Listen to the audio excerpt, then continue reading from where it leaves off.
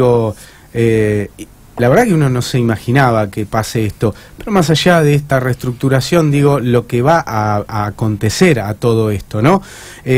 Bueno, en este momento están ahí reclamando, ATE ha convocado la agrupación Verde y Blanca, ATE, frente al Ministerio de Salud de la Nación. Estamos en comunicación con Cachorro Godoy, el titular de ATE. ¿Qué tal? ¿Cómo andás, Cachorro? Alejandro Costanzo te saluda. Hola, Alejandro, muchas gracias por llamar. No, gracias a ustedes por atender. Contanos, bueno, qué es lo que están haciendo en esta manifestación y qué es lo que esperan de los funcionarios del gobierno. Sí, efectivamente, tanto ATE como otras organizaciones hermanas que constituimos el movimiento en defensa de la salud, de ellas la Federación de Profesionales de la Salud y otras organizaciones, estamos abrazando al Ministerio de Salud para exigir que mantenga su condición, porque su condición ministerial es demostrativo de la decisión institucional de degradar la salud en nuestro país. Y mirá lo que son las paradojas. Confluye en el Congreso, en este Ministerio, de Salud y Desarrollo Social, la marcha de la Federación Nacional Territorial de la CTA Autónoma, sí, que son un conjunto de organizaciones de trabajadores organizados en los barrios que con la consigna "el hambre es un crimen" están reclamando al Ministerio esa descalabro absoluto que están descargando sobre las espaldas de los argentinos. Yo digo que esta situación demuestra degradar el Ministerio de Salud, degradar el Ministerio de Trabajo, degradar el ANSES, sí, es plantear y generar más muerte en nuestro país, sí, generar más pobreza, más muerte de hambre, más muerte por falta de atención sanitaria o por mala atención sanitaria, producto de la desinversión del Estado Nacional y de los estados provinciales. Sí. Esto es lo que genera este ajuste, esto es lo que genera el acuerdo con el Fondo Monetario Internacional, y por eso vamos a luchar incansablemente para que esta política no siga adelante. Hugo, Daniel Goyán, el ex ministro de Salud de la Nación durante el kirchnerismo, catalogó esto como un default en materia de salud, ¿no? Parafraseando la palabra que le gusta usar al gobierno, el default. Digo, es como ya el ultimátum, así lo definió un ex ministro de Salud. Sí, es que indudablemente cuando las medidas del gobierno, que con cinismo incomprensible manifestó el presidente de la Nación hace 48 horas atrás,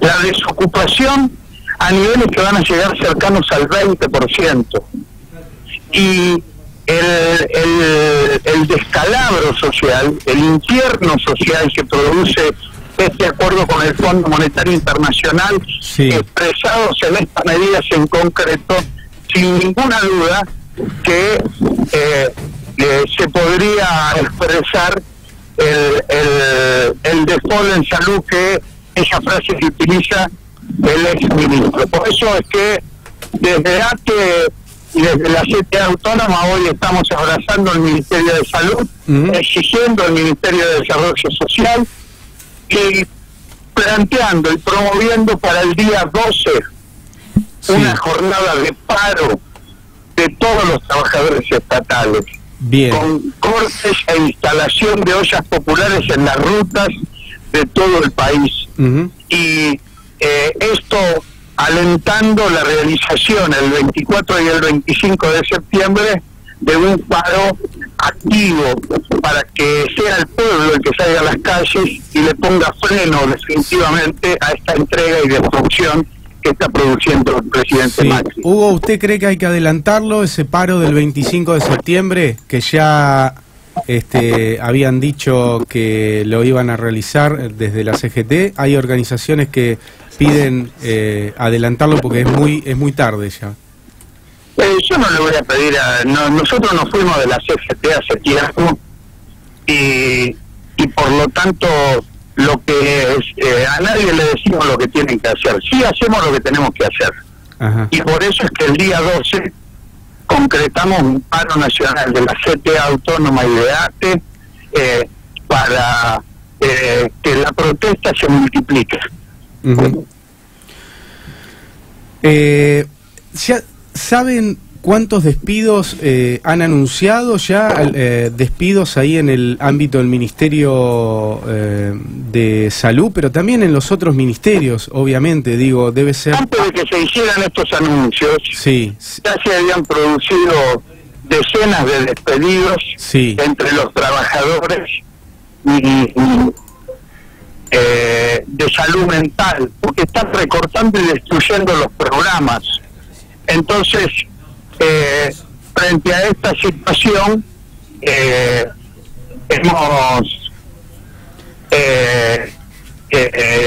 hemos expresado nuestra denuncia. También ha habido despidos en el ámbito de agricultura familiar, en el ámbito de fabricaciones militares. Sí, claro. Y se llevan 35.000 trabajadores despedidos. Por lo tanto, la situación es sumamente grave y por esa razón es que vamos a seguir sosteniendo y multiplicando las medidas de fuerza. Hugo, ¿cómo te va? Nico Bruti te saluda.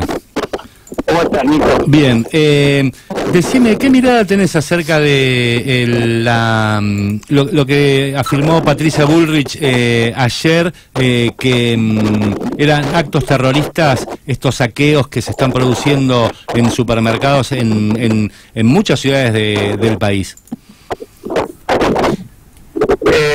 La respuesta a eso la tenés en la decisión gubernamental de movilizar a las Fuerzas Armadas en las fronteras y en el territorio nacional cuando está prohibido por la ley de defensa, para reprimir el terrorismo y el narcotráfico. Lo que hace la ministra Bullrich es justificar ese accionar represivo que están alentando y promoviendo desde el máximo nivel del gobierno del presidente Macri, porque ellos, la única manera que cierra este plan de gobierno es con represión.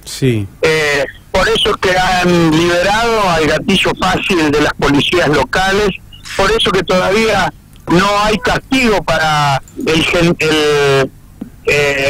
miembro de la prefectura que asesinó a Rafael Nahuel con un balazo en la espalda, y por esa razón es que la ministra es la principal responsable de esta política asesina de las fuerzas de seguridad federales, en la que quieren volver a involucrar a las Fuerzas Armadas.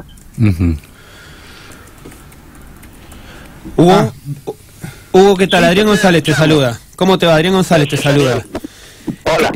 Te traslado ahora a otros comentarios, en este caso de la diputada Carrió, acerca de que le genera adrenalina la crisis. ¿Qué opinión tenés al respecto? Es una payasa, esa mujer es una payasa. Me da vergüenza ajena. Es cómplice de toda esta política, y lo que genera esta política es hambre. Hambre. Claro. Desastre nacional. Y ella es una payasa que lo único que hace es recorrer los sets televisivos para distraer a la opinión pública en complicidad con medios amigos del gobierno. Hugo, ¿hasta ¿Hasta qué hora van a estar ahí? ¿Esperan tener algún contacto o diálogo con el ex ministro, bueno, no, el ex ministro sería actual secretario de Salud, Rubinstein, o bien con la ministra Carolina Stanley? ¿Qué es lo que buscan? El abrazo al ministerio ya ha terminado. Quedan movilizados los trabajadores y trabajadoras de la Federación Nacional Territorial y la CTA para exigirle una audiencia a la ministra Stanley para que se le dé respuesta a los problemas tan graves que hay en los barrios donde el hambre crece.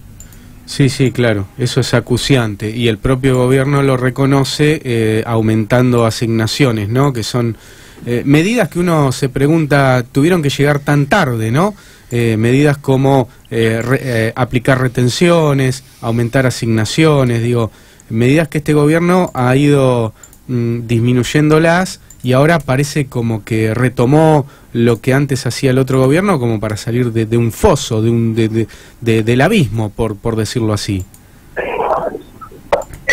Son las políticas que ellos están generando. Nos han traído hasta aquí de manera deliberada para transferir riqueza de los que menos tienen a los sectores más concentrados de la economía argentina, que fundamentalmente son empresas transnacionales y empresas financieras que se han beneficiado y se han enriquecido brutalmente. Sí. Hugo, ¿cómo lo ves hoy al gobierno? Si lo tenés que analizar políticamente, ¿cómo lo ves? ¿Débil, acabado? ¿Cómo lo ves hoy al gobierno? Mira, es un gobierno, es un pelele que solamente recibe órdenes del Fondo Monetario, ya no gobierna, y todo lo que dice, toda iniciativa que quiere generar, termina en el fracaso o en la incapacidad de resolver los temas en concreto, porque es un gobierno que no tiene fuerza. Hoy los que manejan la política en la Argentina son los grupos financieros y el Fondo Monetario y las empresas transnacionales, que lo único que buscan es enriquecerse de manera escandalosa como lo están haciendo. Por lo tanto, este es un gobierno que políticamente ha perdido todo sustento de legitimidad en la población. Cada día que pasa es más la gente que lo cuestiona y lo cuestiona y lo critica, y por lo tanto es indispensable que se genere una nueva alternativa política, porque de mantenerse estos tipos en el gobierno nos están llevando a una crisis institucional de gravísimas consecuencias. Sí, lo más grave va a ser la aplicación del presupuesto, ¿no? Que esto que se está vislumbrando a mediados del mes que viene, y obviamente se empieza a hablar desde la oposición. En el día de ayer varios gobernadores se quejaron porque se habían enterado por los medios que el gobierno primero dialogó con el FMI para aplicar el presupuesto, y dejando de lado a los gobernadores de la República Argentina, ¿no? El acuerdo con el Fondo Monetario Internacional es ilegal, porque no se consultó al Congreso. Además de ser ilegal, es criminal, porque genera los desastres que está generando. Por eso es que el proyecto del Poder Ejecutivo para que de presupuesto es la convalidación de ese acuerdo, y los gobernadores, diputados, senadores tienen la responsabilidad de